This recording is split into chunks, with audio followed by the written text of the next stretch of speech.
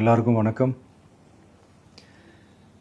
இந்திய அரசியல் சாசனம் நம்ம தமிழ்நாட்டில் இருக்கிற எல்லாருக்குமே கொடுத்துருக்கிற உரிமையில் ரொம்ப ரொம்ப முக்கியமானது ஓட்டிங் ரைட், வாக்குரிமை. ஒரு மனுஷன் உயிரோடு இருக்கான்றதுக்கு அடையாளமாக இருக்கிறதுல அவனோட ஓட்டுரிமை ரொம்ப முக்கியம். அதனால தான் voting is not only our right but also our life. ஒரு முக்கியமான விஷயத்தை பற்றி இப்போ நான் உங்ககிட்ட ஷேர் பண்ண போகிறேன். இது நான் ஃபஸ்ட்டு கேள்விப்பட்ட உடனே எனக்கே ரொம்ப ஷாக்கிங்காக தான் இருந்தது. இப்போ நான் பேசிகிட்டு இருக்கிற இந்த நேரத்தில் தமிழ்நாட்டில் இருக்கிற நம்ம யாருக்குமே ஓட்டு போடுற உரிமையே இல்லைன்னு சொன்னால் நம்புவீங்களா? நான் நீங்கள் உட்பட யாருக்குமே அது இல்லை. நான் பயமுறுத்துறேன்னு நினைக்காதீங்க, அதுதான் நிஜமும் கூட. கொஞ்சம் ஏமாந்தால் நம்மளை மாதிரியே இன்னும் லட்சக்கணக்கான பேருக்கும் இதே நிலைமை தான். ஓட்டு போடுற அந்த உரிமையே இல்லாத மாதிரி ஒரு நிலைமை வந்தாலும் வரலாம். இதுக்கு மெயின் ரீசன் அந்த எஸ்ஐஆர், ஸ்பெஷல் இன்டென்சிவ் ரிவிஷன், சிறப்பு தீவிர திருத்தம். இப்போது இந்த எஸ்ஐஆர் நம்ம தமிழ்நாட்டில் எப்படி ஒர்க் ஆக போகுது? கடந்த ஜனவரி மாதம் எடுத்த அந்த கணக்கெடுப்பில் 6,36,00,000 வாக்காளர்கள் நம்ம தமிழ்நாட்டில் இருக்கிறாங்க. ஆனால் அவங்க யாருக்குமே இந்த ஓட்டு போடுற உரிமையே இல்லை. அந்த பிஎல்ஓன்னு சொல்லுவாங்க, பூத் லெவல் ஆஃபீஸர்ஸ், வாக்குச்சாவடி நிலை அலுவலர். அவங்க தான் வீடு வீடாக போய் அந்த ஃபார்மை கொடுப்பாங்க. அதை நம்ம ஃபில்அப் பண்ணி கொடுக்கணும். அதை தேர்தல் ஆணையம் அதை எடுத்துகிட்டு போய் அதை ஸ்க்ரூட்டினைஸ் பண்ணி அது எல்லாமே கரெக்டாக இருக்கான்னு செக் பண்ணி பார்த்ததுக்கப்புறம் அந்த வாக்காளர் பட்டியலை வெளியிடுவாங்க. அந்த வாக்காளர் பட்டியலில் நம்ம பேர் இருக்கணும், அப்போ தான் நம்மளால் ஓட்டு போட முடியும். அந்த புது பட்டியல் வர்ற வரைக்கும் நம்ம வாக்காளர்களான்றது அது உறுதியே செய்ய முடியாது. இன்கேஸ் அந்த புது பட்டியலில் நம்ம பேர் இல்லைன்னா அது ஒரு தனி ப்ராசஸ், அது ஒரு தனி ஃபார்ம், அது ஒரு தனி கிளைம்ன்ற மாதிரி அது ஒரு வேறு வேலை. ஸோ இந்த மாதிரி நிறையா சிரமங்கள் குழப்பங்கள் இருக்கிறதுனால மக்களுக்கு இது மேலே ஒரு கன்ஃபியூஷன் ஒன்று இருக்குது. இது என்ன வெரிஃபிகேஷனா இல்லை ஒரு மறைமுக ரீரெஜிஸ்ட்ரேஷனா இல்லை இது ஒரு நியூ ரெஜிஸ்ட்ரேஷன் மாதிரியே தானா அப்படின்ற மாதிரி நிறைய கன்ஃபியூஷன் இருக்குது. அவங்க செய்ய வேண்டியதெல்லாம் ஒன்று தான். இந்த மாதிரி வீடு வீடாக போய் அந்த என்யூமரேஷன் ஃபார்ம் நம்ம ஃபில்அப் பண்ணி கொடுக்கும்போது அதுக்கான அக்னாலேஜ்மெண்ட்டை அந்த பிஎல்ஓ அந்த ஆஃபீஸர்கிட்ட இருந்து நீங்கள் வாங்கிக்கணும். அது ரொம்ப ரொம்ப முக்கியம். இது நான் சொல்கிறது வாக்காளர் பட்டியலில் ஆல்ரெடி உங்கள் பேர் இருக்கிறவங்களுக்கு நான் சொல்கிறேன். இப்போ புது வாக்காளர்கள், ஃபஸ்ட் டைம் ஓட்டர்ஸ், அவங்களுக்கு ஃபார்ம் 6ன்னு ஒன்று இருக்குது. அதை நீங்கள் ஃபில்அப் பண்ணி நீங்கள் உங்கள் ஏரியாவில் இருக்கிற சம்மந்தப்பட்ட அந்த உங்கள் அலுவலகத்தில் நீங்கள் டைரெக்டாகவும் சப்மிட் பண்ணலாம், இல்லை நீங்கள் ஆன்லைன்லேயும் சப்மிட் பண்ணலாம். அப்படி ஆன்லைனில் நீங்கள் சப்மிட் பண்ணிங்கன்னா அதுக்கான ஸ்க்ரீன்ஷாட்டை எடுத்து வச்சுக்கோங்க. ஃபோனில் மெசேஜ் வரும், அதை சேவ் பண்ணி வச்சுக்கோங்க. அப்ராடில் இருக்கிறவங்க கூட அந்த எஸ்ஏஆர் ஃபார்மை டவுன்லோட் பண்ணி நீங்கள் அதை ஃபில்அப் பண்ணி சப்மிட் பண்ணலாம். அதுக்கான அக்னாலேஜ்மெண்ட்டை வாங்கி வச்சுக்கோங்க. ரொம்ப முக்கியமாக உங்களோட பிஎல்ஓ அந்த ஆஃபீஸர் யாருன்னு தெரிஞ்சு வச்சுக்கோங்க. இந்த தேர்தல் ஆணையம் அந்த வெப்சைட்டில் போனீங்கன்னா அந்த பர்டிகுலர் பிஎல்ஓ ஆஃபீஸரோட ஃபோன் நம்பர் கூட நீங்கள் எடுத்து வச்சுக்கலாம். இன்கேஸ் உங்களை யாரும் ரீச் பண்ணலை இல்லை உங்களுக்கு அந்த ஃபார்ம் கிடைக்கல அப்படின்னா நீங்கள் அவரை காண்டாக்ட் பண்ணி அந்த ஃபார்மை வாங்கி நீங்கள் ஃபில்அப் பண்ணி நீங்கள் சப்மிட் பண்ணலாம். ரொம்ப முக்கியமாக அதுக்கான அக்னாலேஜ்மெண்ட்டை வாங்கி வச்சுக்கோங்க. இது எல்லாமே சரியாக செஞ்சாலும் இந்த எஸ்ஐஆர் மேலே சில டவுட்ஸ் இருக்குது.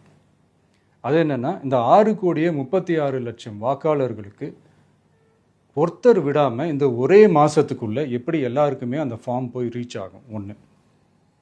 ரெண்டாவது, நீங்கள் வரும்போது வீட்டை பூட்டிட்டு வேலைக்கு போயிட்டு என்ன பண்ணுறது? இப்போ நீங்கள் வருவீங்கன்றதுக்காக வேலையெல்லாம் விட்டுட்டு வீட்டுக்குள்ளேயே உட்காந்துட்ருக்கணுமா? ஸோ இதில் மெயினாக பாதிக்கப்பட போகிறது உழைக்கிற மக்கள், ஏழைகள், வேலைக்கு போகிற பெண்கள். இவங்களுக்கு யார் கரெக்டான அந்த பதில் சொல்ல போகிறது?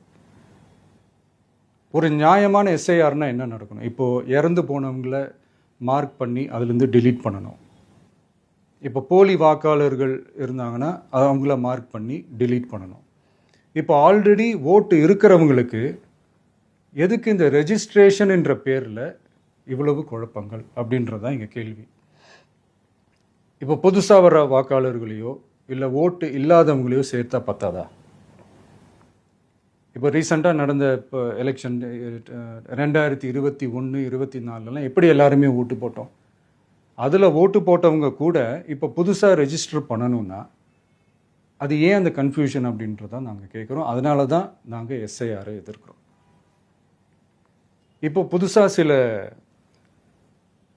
கம்ப்ளைண்ட்ஸ்லாம் வர ஆரம்பிக்குது. அது என்னென்னா முக்கியமாக நம்மளுடைய டிவிகே தோழர்களுக்கு அந்த ஃபார்ம் கிடைக்க மாட்டேங்குது, கொடுக்க மாட்டேன்றாங்க அப்படின்ற சில கம்ப்ளைண்ட்ஸ்.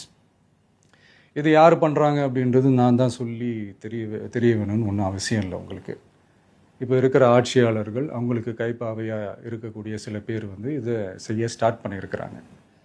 அதனால் மைடியர் வர்ச்சுவல் வாரியர்ஸ், இதை சாதாரணமாக எடுத்துக்காதீங்க. இது எல்லாருக்குமே அந்த ஃபார்ம் போய் ரீச் ஆகணும். இதில் ரொம்ப உறுதியாக இருங்க. அதையும் மீறி உங்களுக்கு அந்த ஃபார்ம் கிடைக்கலன்னா இருக்கவே இருக்கும் ஆன்லைன். தேர்தல் ஆணையம் அந்த வெப்சைட்டில் போய் அந்த ஃபார்மை டவுன்லோட் பண்ணி நீங்கள் ஃபில்அப் பண்ணி சப்மிட் பண்ணலாம். உங்கள் வீட்டில் இருக்கிறவங்களுக்கு நீங்கள் செஞ்சு கொடுங்க, பக்கத்து வீட்டில் இருக்கிறவங்களுக்கு செஞ்சு கொடுங்க, தெரிஞ்சவங்களுக்கு, தெரியாதவங்களுக்கு, பழகினவங்களுக்கு, பழகாதவங்களுக்கு எல்லாருக்குமே நீங்கள் தயவு செஞ்சு கொடுங்க. அண்ட் ரொம்ப முக்கியமாக நம்ம ஜென்சி கிட்ஸ், நம்ம ஃபஸ்ட் டைம் ஓட்டர்ஸ், நம்ம புது வாக்காளர்கள், நம்ம நண்பா நண்பிகள், அவங்க ரொம்ப கேர்ஃபுல்லாக இருக்கணும். நான் ஆல்ரெடி சொன்ன மாதிரி உங்களுக்கான ஃபார்ம், அந்த ஃபார்ம் நம்பர் 6, அதை கரெக்டான டீட்டெயில்ஸோட கரெக்டான உங்கள் டாக்குமெண்ட்ஸை வச்சு அதை சப்மிட் பண்ணுங்கள். ஏன்னா வரப்போகிற தேர்தலில் நீங்கள் தான், அந்த ஜென்சி வாக்காளர்கள் தான் மிக முக்கியமான ஒரு ஃபோர்ஸ் அப்படின்றது எல்லாருக்குமே தெரிஞ்ச ஒரு விஷயம். அதனால் உங்களை டிஸ்டர்ப் பண்ணுறதுக்கு, உங்கள் பேரை அதில் இன்க்ளூட் பண்ணாமல் செய்கிறதுக்கு என்னென்ன வேலைகள் செய்யணுமோ, என்னென்ன தில்லுமுள்ளு வேலைகள் செய்யணுமோ எல்லாமே அவங்க செய்வாங்க. இது நமக்கு எல்லா திசையிலையும் எல்லா பிரச்சனைகள் கொடுத்துட்டு தானே இருக்கிறாங்க. அது டிஃபால்ட்டாக நடந்துட்டு தான் இருக்கும், அது ஒன்றும் பண்ண முடியாது. ஸோ அந்த மாதிரி ஓட்டு போடுற விஷயத்துலேயும் அவங்க என்ன உத்தரமராக மாறவா போகிறாங்க? நான் சில மீட்டிங்ஸ்லலாம் ரிப்பீட்டடாக ஒரு விஷயம் நான் சொல்கிறேன்ல, 2 பேருக்கு நடுவில் தான் போட்டி அப்படின்ட்டு. அது மேடைக்கு மேடை அவங்க அதை ப்ரூவ் பண்ணிகிட்டு இருக்கிறாங்க. அதனால் தோழர்களே, வரப்போகிற தேர்தலில் நம்ம யாருன்னு காட்டணும், நம்ம பலம் என்னன்னு காட்டணும். அதுக்காக அந்த பலமான, அந்த பவர்ஃபுல்லான ஆயுதத்தை நம்ம கையில் எடுக்கணும். அந்த ஆயுதம் வேறு எதுவுமே இல்லை, ஓட்டு, வாக்கு, ஜனநாயகம். அது இருந்தால் தான் நம்ம அந்த வெற்றியை நோக்கியே நம்மளால் பயணிக்க முடியும்.